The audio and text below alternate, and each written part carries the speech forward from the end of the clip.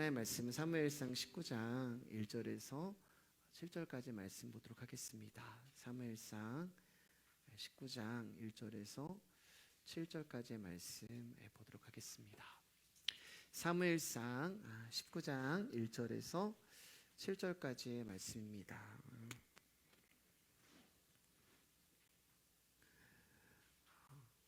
제가 한 절, 여러분 한 절, 마지막 7절은 같이 읽도록 하겠습니다. 사무엘상 19장 1절에서 7절입니다. 사울이 그의 아들 요나단과 그의 모든 신하에게 다윗을 죽이라 말하였더니 사울의 아들 요나단이 다윗을 심히 좋아하므로 그 다윗에게 말하여 이르되 내 아버지 사울이 너를 죽이기를 꾀하시니라.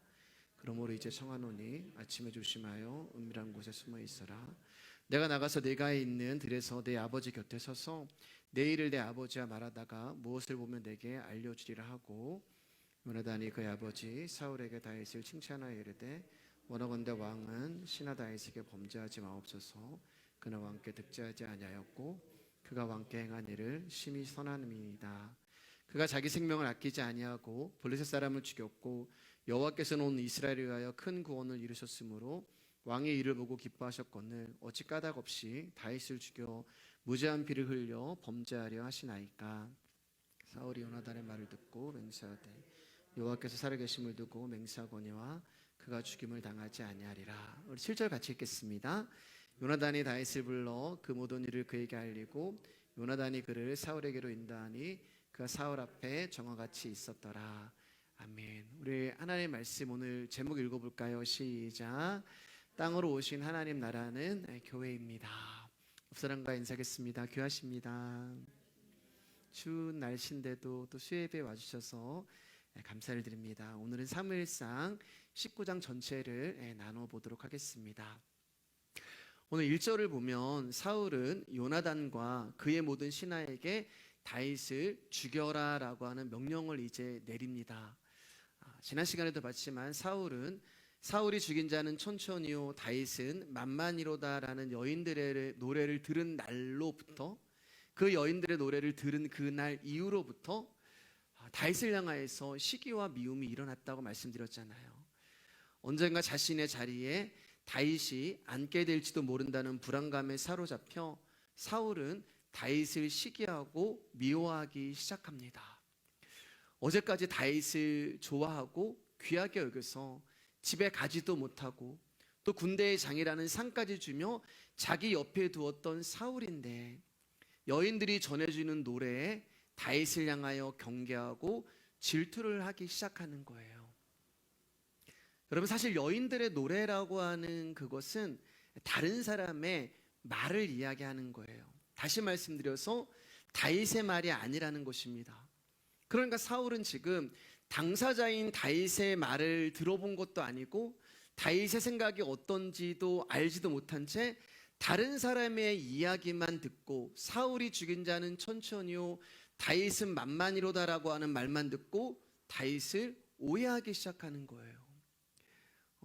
제가 이제 말씀 준비하면서 우리 인생 가운데 이런 일들이 많잖아요. 저도 제 마음과 의중은 그런 것들이 아니었는데 저는 정말 어떤 상대방이 저에게 해주셨던 말을 존중해드리고 인정해드리고 또 제가 생각했을 때는 그게 하나님 앞에서 그렇게 중요한 것이 아니었기 때문에 저는 존중해드립니다, 인정해드립니다 라고 말씀을 드렸는데 그걸로 인하여서 굉장히 큰 오해가 있었던 적이 있습니다. 당사자인 저는 그런 마음이 전혀 아니었는데 근데 그 말이 또 말을 까고 말이 또 말을 또 낳고 이러다 보니까 걷잡을 수 없는 오해가 생기는 거예요. 이것도 마찬가지예요. 다윗이 부르지 않았잖아요, 여러분. 다윗이 이런 말을 하지 않았잖아요. 여인들의 노래라고 하는 말은 다윗이 아닌 제3자가 전해주는 말을 듣고 사울이 죽인 자는 천천히요 다윗은 만만이로다라고 하는 다른 사람들이 전해주는 그런 말을 듣고 사울이 다윗을 오해하기 시작하는 거예요. 여러분, 사울의 모습이 우리의 모습과 너무나 비슷합니다. 이제 오늘 계속 이제 이 사울의 모습이 우리의 모습입니다라고 하는 이야기를 많이 할 건데요. 그 사람의 생각과 의중은 들어보지도 않은 채 다른 사람의 말만 듣고 저 사람이 이렇게 말한 것은 분명 이런 생각을 가지고 있기 때문에 이렇게 말을 한 거야 라고 자기 스스로 모든 결과를 만들어내고 제멋대로 판단을 해버리는 거예요. 다윗은 사울을 존경했습니다. 다윗은 사울을 사랑했어요. 그리고 사울에게 무슨 해를 입히지도 않았어요. 심지어 다윗은 사울은 천천히요, 다윗은 만만이라고 하는 온 이스라엘 백성들이 부르는 노래도 다윗은 부르지 않았어요. 그는 오히려 악령이 걸려있는 사울을 위하여서 낮이나 밤이나 수금을 타면서 사울이 건강하기만을 바랬어요. 그런데도 사울의 눈에는 다윗이 자신의 왕위를 위협하는 존재로 보이기 시작하는 거예요. 다윗은 사울의 왕위를 빼앗을 생각도 없고 그런 행동을 한 적도 한 번도 없는데 사울은 다른 사람의 말만 듣고 다윗을 판단하기 시작하는 거예요. 그리고 그 잘못된 오해가 다윗을 경쟁 상대로 바라보게 되었고 결국 사울의 그 추한 관음증이 다윗을 죽여야 한다는 생각에 이르게 되어 다윗을 향해 시기와 미움과 질투의 창을 던져버리게 되는 거예요. 조금만 줄여주세요. 여러분, 인간이 누군가를 미워하고 시기하는 것은 자기 사랑에서 발생하는 열매예요. 나를 사랑하기에 나와 연관된 누군가가 나보다 뛰어나게 되면 그를 시기하고 미워하게 되는 거예요. 그래서 지난 시간에 누군가가 나보다 더 좋은 집을 살면은 그 집 때문에 그 사람이 미워지고, 내 자녀보다 누군가 좋은 대학에 가면은 그 자녀가 간 대학 때문에 그 사람이 미워지고.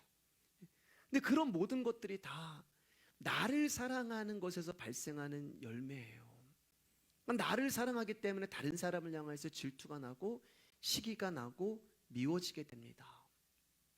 그런데 솔직히 여러분, 자기 자신 안 사랑하는 사람이 누가 있어요?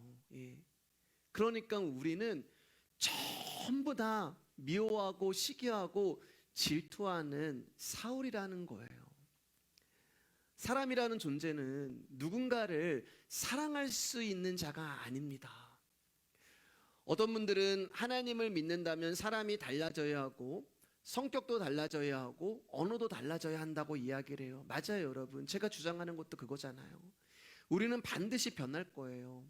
분명히 우리의 인생 가운데 세월이 가는 동안 저와 여러분들은 점점 예수님을 닮은 존재로 변화될 것입니다. 그런데 그 변화는 내가 노력하고 애써서 되는 것이 아니란 말입니다. 훈련을 받고 세미나를 듣는다고 우리가 변화되는 것이 아니란 말이에요. 그럼 여러분, 어떻게 우리가 변화될 수가 있어요? 나라는 존재가, 나라는 사람이 어떤 자라는 것을 알아야지만, 나는 사랑할 수 없는 자고, 나는 용서할 수 없는 자고, 나는 시기와 미움과 질투로 가득 차 있는 그런 존재라는 것을 알게 될 때, 거기서부터 우리가 변하기 시작하는 거예요. 내가 누군가를 알게 될 때, 나에게 가능성이 없게 됐다는 것을 알게 될 때, 우리의 시선이 나를 떠나서 우리의 소망이요 능력이신 예수님을 바라보게 되는 거예요. 나는 할 수 없지만 할 수 있으신 그분을 바라보는 것입니다. 사울은 지난 시간에도 다윗을 향하여서 창을 던졌고 오늘도 창을 던지고 있어요. 그리고 그 창은 장난으로 던진 것이 아니라 다윗을 죽여버리려고 세게 던진 창이었어요. 근데 여러분, 다윗이 어떻게 반응을 하나요?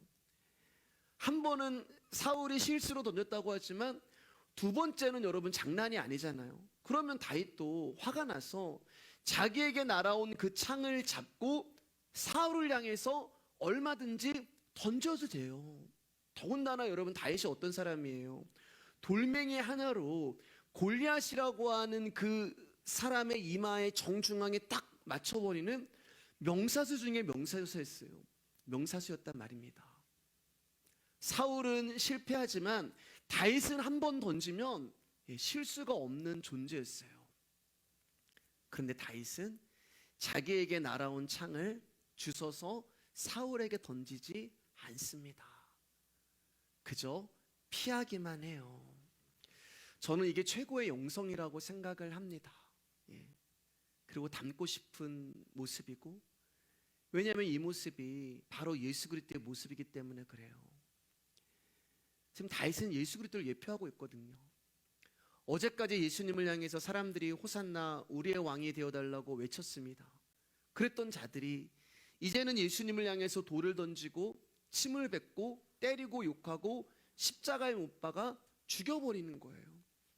다윗과 사울과 너무 똑같잖아요. 창을 던지는 거예요. 어제까지 내가 너무 좋아해서 너 집에도 가지 말고 내 옆에 있어 라고 했던 다윗을 오늘은 창을 들고 죽이는 거예요. 예수님이 우리의 구원자가 되어주세요, 당신이 하나님의 아들입니다 라고 고백했던 그 자들이 예수님을 향해서 창을 던지는 거예요. 그런데 예수님이 그들 가운데 어떻게 반응하셨어요? 그들을 향해서 창을 던지지 않으셨습니다. 그들에게 어떠한 응전도 하지 않았어요. 응전이라는 것은 나를 공격하는 사람들 향해서 다시 공격하는 그 상태를 응전이라는 단어를 쓰잖아요. 예수님은 응전하지도 않으셨어요. 아무런 반응도 하지 않으셨어요. 아니, 오히려 저들의 죄를 용서해 달라고 하나님께 기도를 하셨어요. 어디서요, 여러분? 십자가에서요. 그러니까 진정한 자유는 십자가가 되는 거예요. 우리가 신앙생활하면서 점점 우리가 자유해져야 되거든요, 여러분. 근데 진정한 자유는 어디냐? 바로 십자가인 거예요. 누가 나에게 욕을 해도, 누가 나에게 미움과 시기와 질투와 살이와 폭력과 폭언을 해도 예수님은 거기에 반응하지 않으셨어요. 예. 저와 여러분들이 언젠가는 그 자리에 갈 것이라고 믿습니다. 아멘. 왜냐하면 우리가 그렇게 되지 않고서는 하나님 나라 갈 수가 없기 때문에 그래요. 그렇기 때문에 어떤 사람들의 말과 어떤 사람들의 그 반응에 내가 반응하는 것이 아니라 묵묵히 자신의 길을 가고 자신의 사명을 감당하는 것이 최고의 영성이며 진정한 자유라는 거예요. 목사님은 그렇게 하세요. 여러분 그렇게 생각하시면 저도 안 돼요. 예. 제가 말씀을 전한다고 해서 목사님은 되나 보다 아시잖아요, 여러분. 예. 저도 지금 이 말씀을 증거하면서 저에게 지금 하고 있는 말이에요. 솔직히 이 모습이 근데 우리 가운데 불가능한 일이잖아요. 예. 저와 여러분들은 언제든지 창을 던질 수 있는 자들입니다. 그래서 뭐라고요? 우리는 할 수 없는 자들이에요. 이것을 알라는 거예요. 내가 어떤 존재인지를 깨달으라는 것입니다. 질그릇이라고 하는 나는 믿음도 없고 사랑도 없고 용서도 없고 내가 어떤 존재인가를 아는 것이 내가 부서지는 거예요, 여러분. 둘째 아들이 돼지우리에서 내가 돼지구나라는 것을 알게 될 때 아버지 집으로 가잖아요. 그러니까 하나님은 끊임없이 우리의 인생 가운데서 내가 어떤 존재인가를 드러나게 하는 거예요. 믿음이 있는 줄 알았는데 믿음이 없는 모습을 보여주시고, 나는 썩 괜찮은 존재인 줄 알았는데 내가 무너지는 것을 하나님께서 경험하게 하시고, 그러면서 나를 진짜 부숴가시기 시작하는 거예요. 예. 크게 내가 없어지고 깨지고 넘어지고 박살이 나는 거예요. 나라는 존재는 시기와 미움과 질투로 가득 차 있는 사울이었구나, 다윗인 줄 알았는데, 나는 하나님 마음이 아픈 다윗인 줄 알았는데 아니구나, 나는 사울이었구나 라는 것을 알아갈 때 그 자리에 예수 그리스도의 긍휼이 찾아오시는 거예요. 돼지우리에 하나님의 영이 찾아가서 우리 아버지 집에는, 그런 것처럼 내가 누구인가를 알게 될 때마다 하나님의 긍휼이 내 안에 찾아오셔서 점점 사울이라고 하는 나의 겉사람의 존재가 부서지고 질그릇이 부서지고 내 안에 있는 보배 대신 다윗이라고 하는 속사람이 나오게 되는 것입니다. 이게 우리 인생 가운데 하나님이 하시는 일이고 섭리고 계획이 되는 거예요. 우리 4절에서 5절 말씀 같이 한번 읽어주실까요? 시작. 요나단이 그의 아버지 사울에게 다윗을 칭찬하여 이르되, 원하건대 왕은 신하 다윗에게 범죄하지 마옵소서. 그는 왕께 득죄하지 아니하였고 그가 왕께 행한 일은 심히 선함이니이다. 그가 자기 생명을 아끼지 아니하고 블레셋 사람을 죽였고 여호와께서는 온 이스라엘을 위하여 큰 구원을 이루셨으므로 왕이 이를 보고 기뻐하셨거늘 어찌 까닭 없이 다윗을 죽여 무죄한 피를 흘려 범죄하려 하시나이까. 이제 사울이 다윗을 죽이라고 하는 명령을 받은 요나단은 아버지 사울의 의중을 확실하게 알게 됐어요. 그래서 다윗에게 찾아가서 우리 아버지가 너를 죽이려고 한다라고 하는 사실을 알리게 되고, 그리고 이 말을 들은 다윗은 요나단의 말대로 다음날 아침 일찍 들에 가서 숨어 있습니다. 그리고 다윗이 숨어 있는 그 들 앞으로, 바위 앞으로 요나단이 사울과 함께 그곳에 이제 아침에 산책을 해요. 그건 이제 에셀바이 근처라고 하는데, 이 19장에는 에셀바이라고 나와 있지 않지만 20장에 가면은 이 들이 에셀바이다라는 그 이제 지명이 나옵니다. 거기서 이제 요나단이 사울에게 말을 하죠. 아버지, 다윗이 도대체 아버지께 무엇을 잘못했습니까? 아니 오히려 아버지께 큰 도움을 주지 않았습니까? 다윗이 목숨을 걸고 블레셋 장수를 죽였고, 그래서 하나님이 이스라엘에 큰 승리를 주시지 않으셨습니까? 그리고 아버지는 그 모습을 보고 기뻐하기까지 하셨는데 왜 아무 이유 없이 아무런 잘못도 하지 아니하는 다윗을 죽여 죄를 지으려고 하십니까? 하면서 이제 다윗이 들리게 요나단의 이야기를 하죠. 그러면서 5절 말씀 가운데 요나단이 이렇게 고백을 해요. 여호와께서는 온 이스라엘을 위하여 큰 구원을 이루셨도다. 근데 여러분, 사실 요나단은 사울의 후계자이잖아요. 그렇기 때문에 요나단의 입장에서는 다윗이 없어져야 돼요. 그래야지만 자기가 왕이 될 수 있잖아요. 그가 권력자가 되는 거란 말입니다. 그런데 요나단이 다윗을 숨겨주고 다윗을 감춰줘요. 왜 그런다고 말씀드렸어요 지난주에 여러분? 요나단이 다윗을 심히 사랑하는데, 요나단은 다윗이 하나님이 기름 부은 왕이라는 것을 본 거예요. 이 나라의 주인이 요나단이라는 것을, 다윗이라는 것을 요나단은 보게 된 것입니다. 그래서 이 말씀 가운데 하나님이 다윗을 통하여서 이스라엘의 큰 구원을 이루셨다는 것을 요나단이 봤다라고 고백을 하고 있는 거예요. 지금 요나단은 다윗을 통하여서 일하시는 하나님의 큰 구원을 보고 있는데, 사울의 눈에는 하나님의 구원이 보이는 것이 아니라 한 소년만 보이는 것입니다. 그리고 그 소년이 자신보다 이름이 높아지는 것이 싫어서 시기하고 미워하고 질투하는 거예요. 왕인데, 한 나라의 왕이 작은 소년의 업적을 질투하고 시기하고 미워하고 있는 거예요. 그래서 요나단의 입술을 통하여서 하나님이 지금 다윗을 통하여서 내가 이런 일을 하는 거야, 너 왜 이것을 보지 못하니? 라고 그의 믿음 없음을 책망하며 안타까워하고 있는 것입니다. 그럼 마찬가지잖아요. 우리 역시 누군가를 볼 때요, 그 사람을 시기하고 미워하고 있다면 그것은 그 사람 뒤에서 일하시고 계시는 하나님을 보지 못하고 있는 거예요. 내가 누구를 향해서 질투하는 마음이 들고 저 사람이 좀 안 되기를 바라는 마음이 있다면 우리는 그 사람의 배후에서 일하시는, 간섭하시는 하나님을 보지 못하고 그 사람만 보는 거예요. 그 사람이 타고 다니는 차, 그 사람이 살고 있는 집, 그 사람의 자녀들, 그러니까 그런 걸로 통하여서 하나님을 보지 못하는 거예요. 그럼 한번 생각해 보세요 여러분. 우리가 하나님을 향하여서 시기하고 미워하고 질투할 수 있을까요? 아니요. 우리는 하나님을 향해서 어느 누구도 그런 감정과 마음을 가진 분이 없을 것입니다. 왜냐하면 우리는 그런 가치조차 없는 피조물이기 때문에 그래요. 피조물이 감히 창조주를 향하여서 미움과 시기와 무시와 그런 마음을 가질 수가 없는 거잖아요. 근데 우리는 사람을 향해서 그런 마음을 가지게 돼요. 그 사람이 나보다 조금 더 못하면 더 그런 마음을 가지게 돼요. 그것을 요새는 이제 갑질이라는 이제 그런 말을 하잖아요. 왜냐하면은 만만하거든요. 저 사람 정도면 내가 이길 수 있다고 생각이 들거든요. 얼마든지 내가 저 사람을 밟고 군림할 수 있다고 생각이 듭니다. 이게 우리예요. 이게 사울이에요. 그리고 어린 소년 하나를 이겨먹으려고 왕이라는 존재가 지금 미워하고 있는 거예요.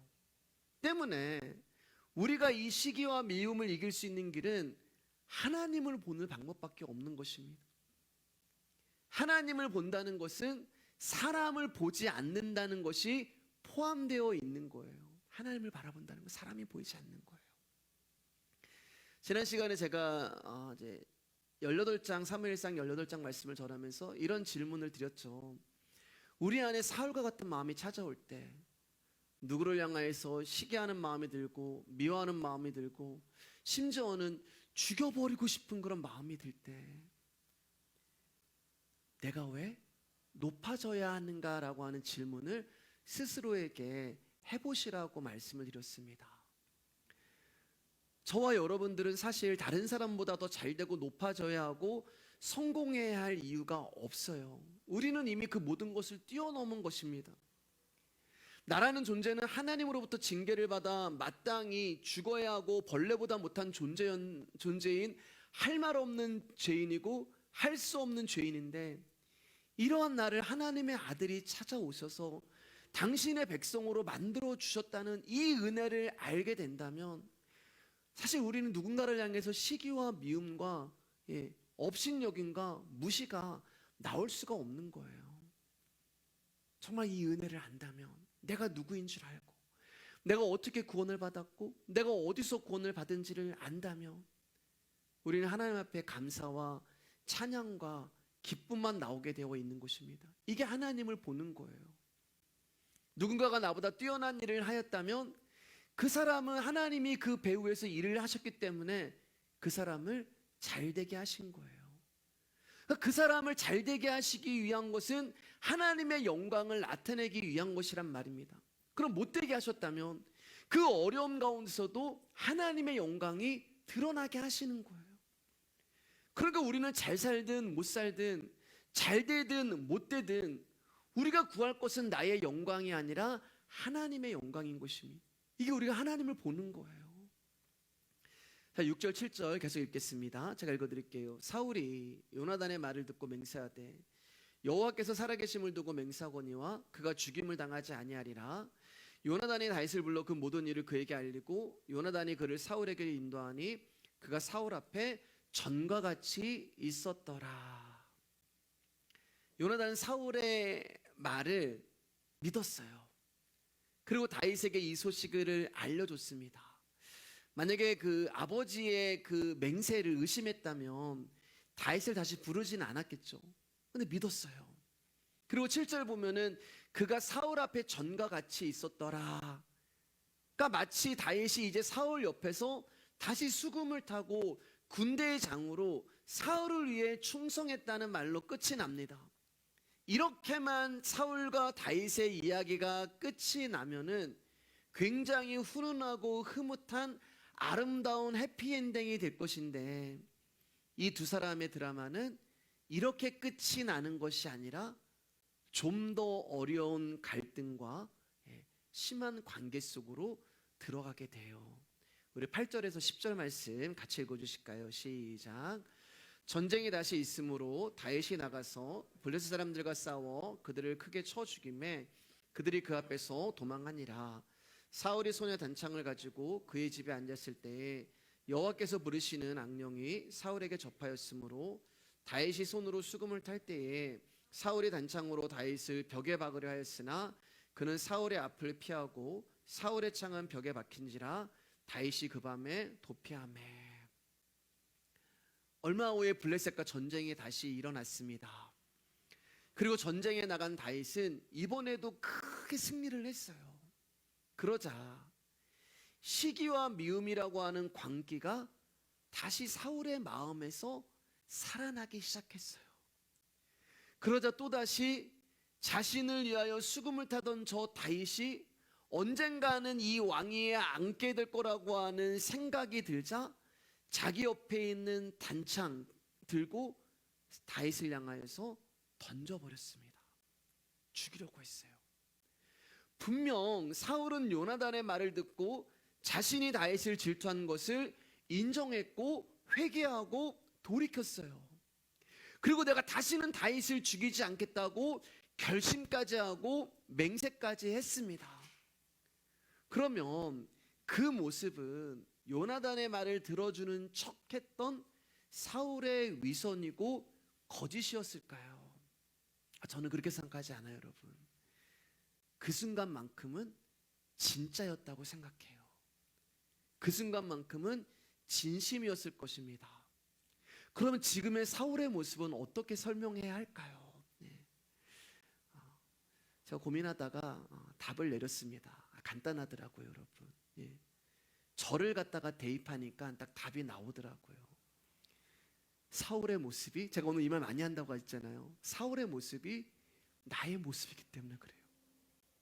나를 거기다 딱 갖다 대입을 하니까 간단해요, 여러분. 그 순간만큼은 진심이었는데, 그때는 정말 그 사람을 내가 미워하지 말아야지라고 했는데, 조금 시간이 지나니까 다시 미워지는 거예요. 우리가 그렇잖아요. 하나님 앞에 맹세도 하고 결단도 하지만 우리 그 맹세 못 지키잖아요. 또 무너지고 또 넘어지고. 그래서 우리는 사울의 모습에서 끊임없이 나의 모습을 봐야 하는 거예요.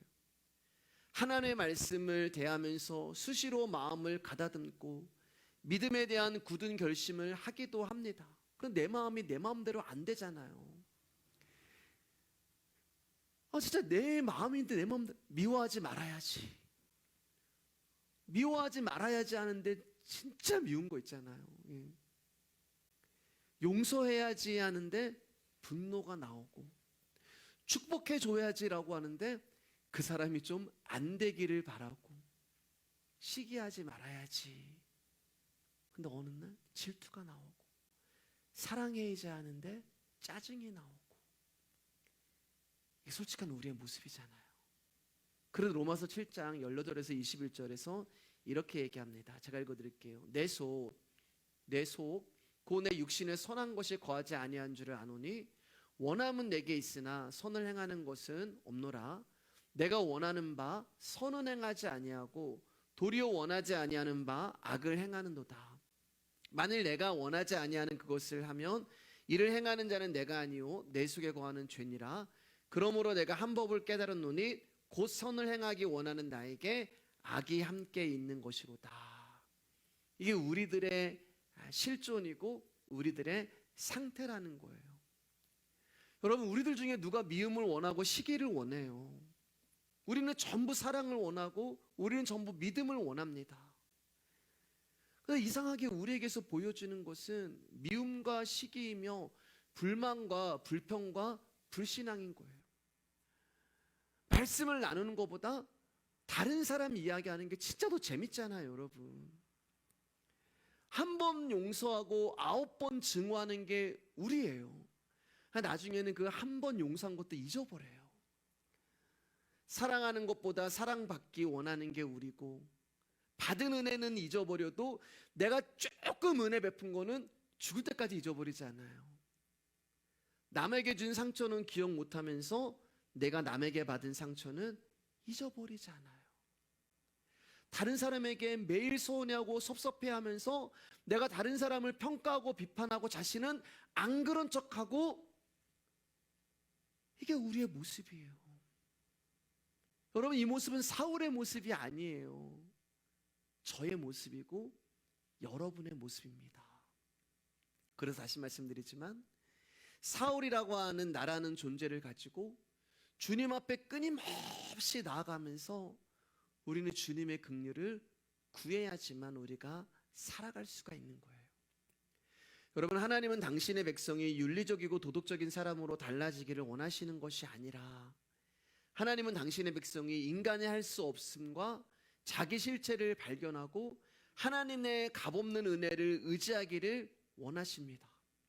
하나님은 당신의 백성이 미움도 없고 시기도 없는 사람이 되기를 원하시는 것이 아니라, 당신의 백성이 윤리적이고 도덕적인 사람으로 달라지기를 원하시는 것도 아니라, 하나님은 저와 여러분들이요, 자신의 약함과 자기의 실체를 발견하고 하나님의 값없는 은혜를 의지하며 그 앞에 나오기를 원하시는 거예요. 그래서 우리 인생 가운데 끊임없이 사울과 같은 일들을 일어나게 하시는 거예요. 자, 우리 19장 11절 12절 18절 19절 말씀 같이 읽어주세요. 시작. 사울이 전령들을 다윗의 집에 보내어 그를 지키다가 아침에 그를 죽이게 하려 한지라. 다윗의 아내 미갈이 다윗에게 말하 이르되 당신이 이 밤에 당신의 생명을 구하지 아니하면 내일에는 죽임을 당하리라 하고, 미갈이 다윗을 창에서 달아내림에 그가 피하여 도망하니라. 다윗이 도피하여 라마로 가서 사무엘에게로 나아가서 사울이 자기에게 행한 일을 다 전하였고, 다윗과 사무엘이 나요스로 가서 살았더라. 어떤 사람이 사울에게 전하여 이르되 다윗이 라마 나요스에 있더이다 하매. 사울이 이제 다윗이 사울이 던지는 창을 피해서 밤에 도망을 쳤는데, 어디로 도망을 쳤냐면은 미갈에게 도망을 쳤어요. 자기 아내죠. 자기 집으로 도망을 쳤어요. 자, 그런데 사울이 미갈의 집으로 이제 도망을 쳤다는 이야기를 듣자 군사를 보내서 다윗을 죽이려고 해요. 그러다 미갈이 이제 다윗을 그 밤에 내려서 도망치게 만듭니다. 그래서 다윗이 어디로 이제 도망을 쳤냐면 사무엘이 있는 라마로 갔어요. 라마라고 하는 지역으로 갔어요. 그리고 사무엘에게 가가지고 이제 사울이 나에게 이런 일을 했습니다라고 이제 단지 고자질을 해요. 고자질이란 말, 어쨌든 다 이야기를 해버려요. 그러자 사무엘이 다윗의 이야기를 듣고 다윗을 데리고 나요시라고 하는 곳에 가서 거기에 다윗을 숨겨줘요.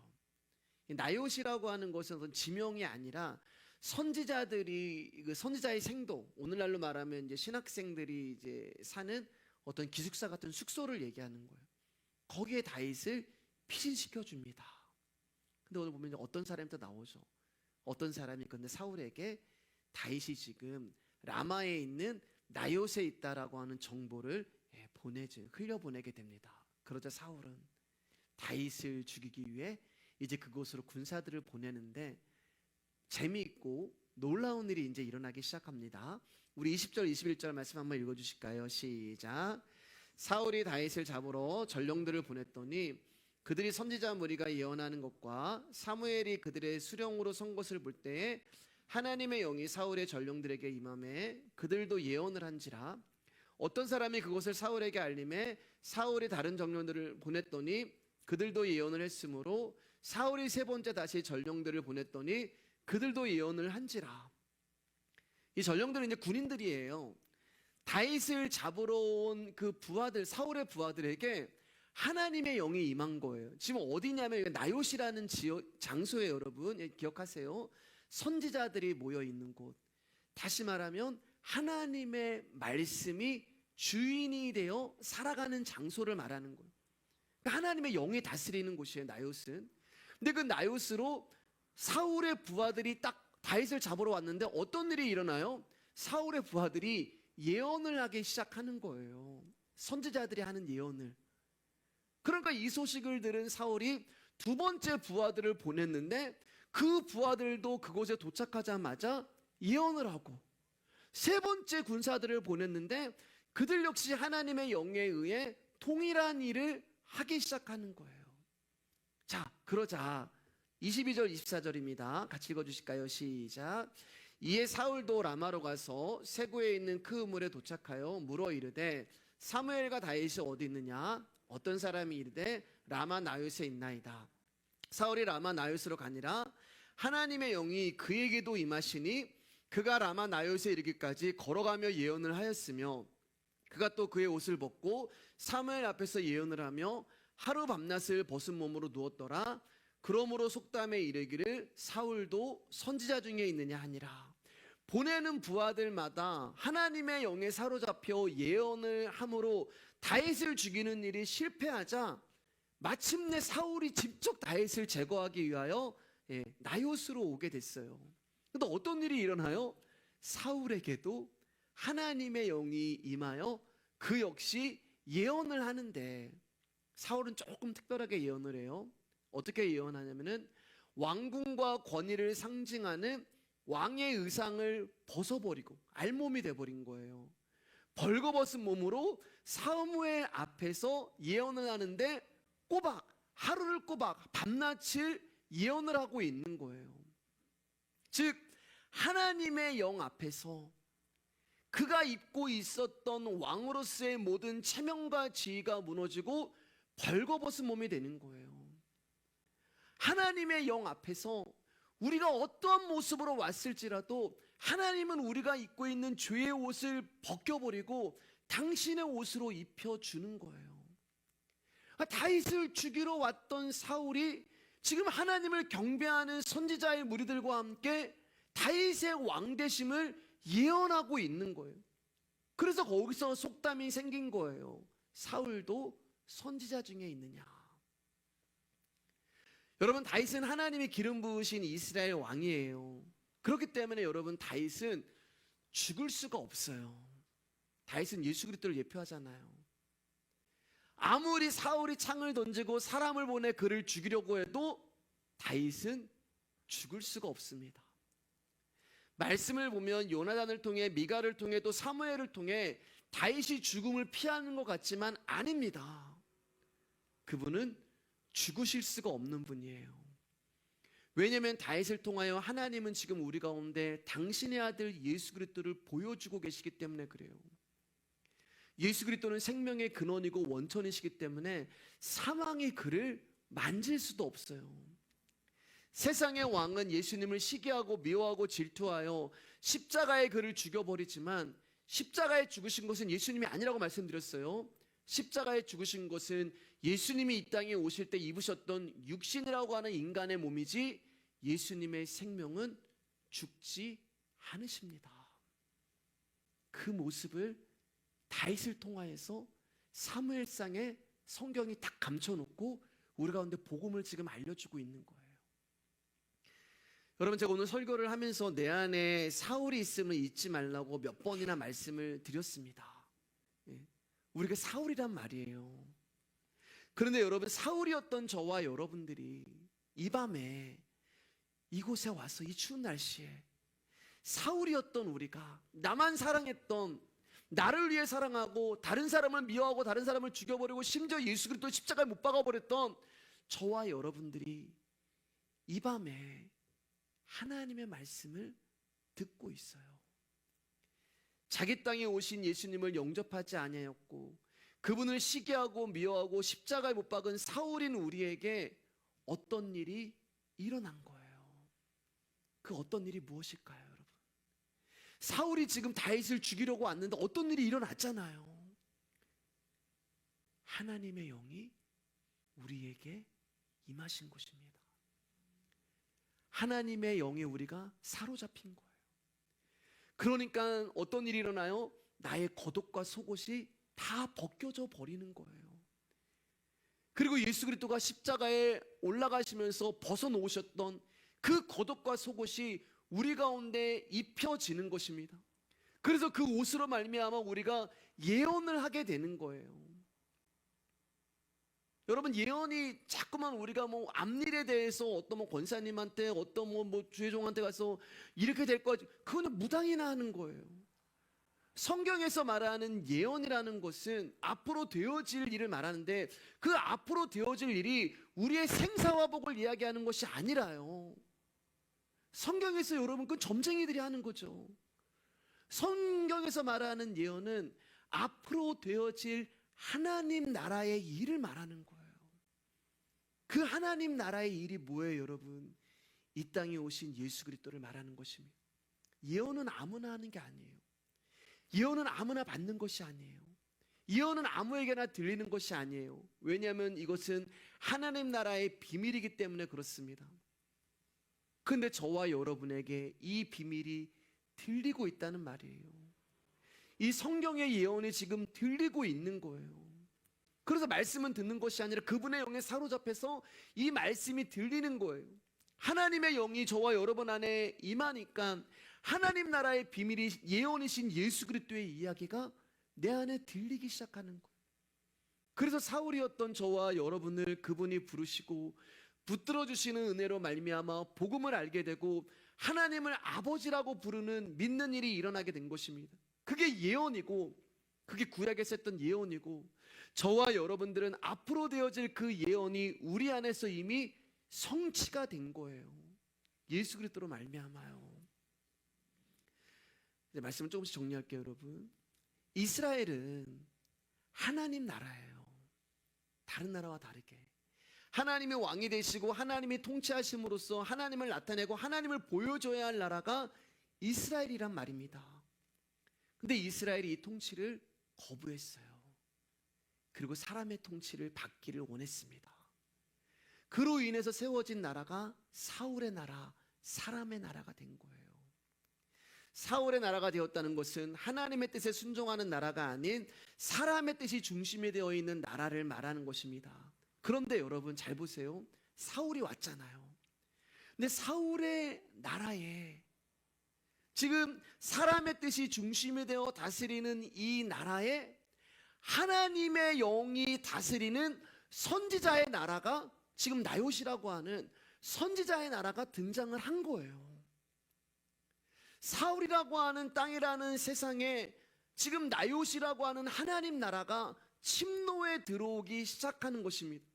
하늘이 땅으로 임한 거예요. 그러자 사울의 나라를 살아가고 있는 사람들 가운데 어떤 일이 일어나는 거예요. 그게 뭐라고요? 예언이요. 그게 뭐라고요? 복음이 들리는 거예요. 예수 그리스도를 믿게 되는 거예요. 그래서 저와 여러분, 사울이었던 저와 여러분들이 이 밤에 이곳에 나와서 예언을 하고 있는 것입니다. 여러분, 예언은 말이잖아요. 언어잖아요.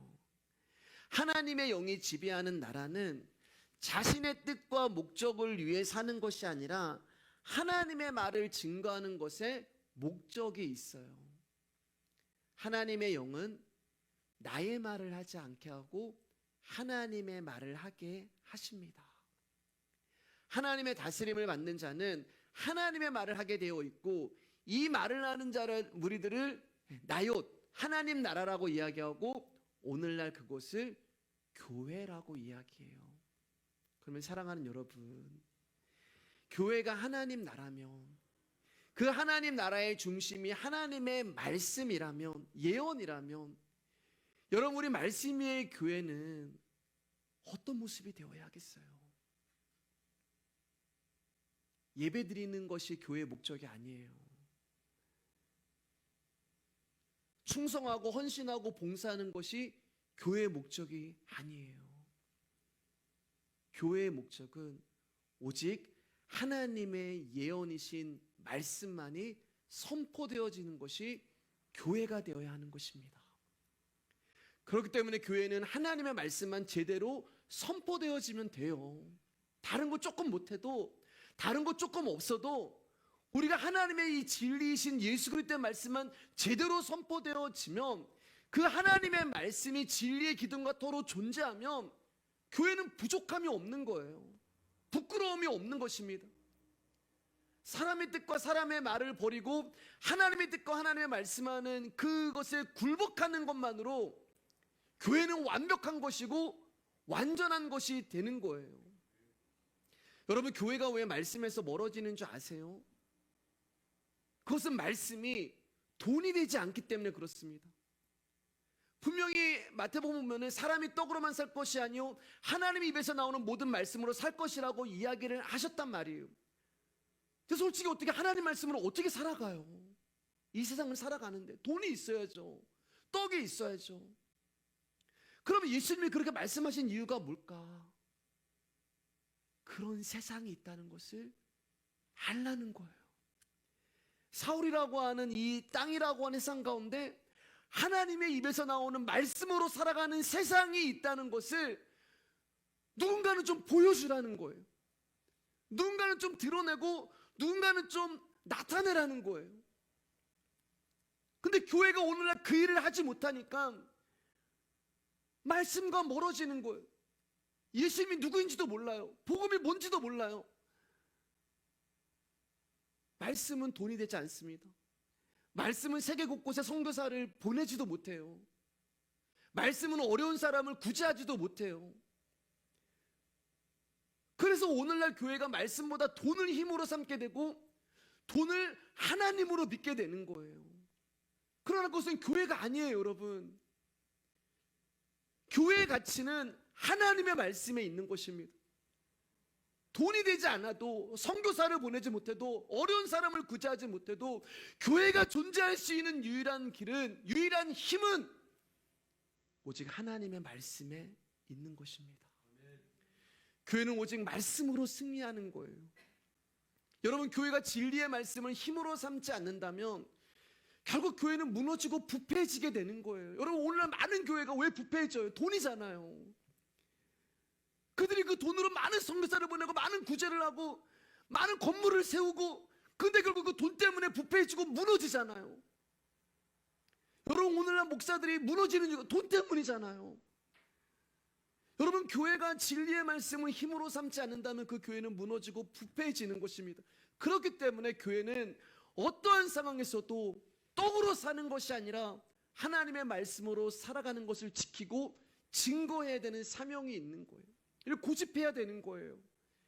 말씀이 힘이 되어서 존재해야 하고, 말씀이 나를 지키는 길이요 방법이라는 것을 교회는 결코 타협할 수가 없는 것입니다. 말씀 마치겠습니다. 사랑하는 여러분, 교회의 위태로움은 적을 수 있는 것이 아니에요. 돈이 적음에 있는 것도 아니에요. 교회의 위태로움은 말씀으로부터 관심이 떠났을 때입니다. 교회의 위태로움은 말씀이 증거되지 않을 때예요. 말씀에 관심이 없을 때예요.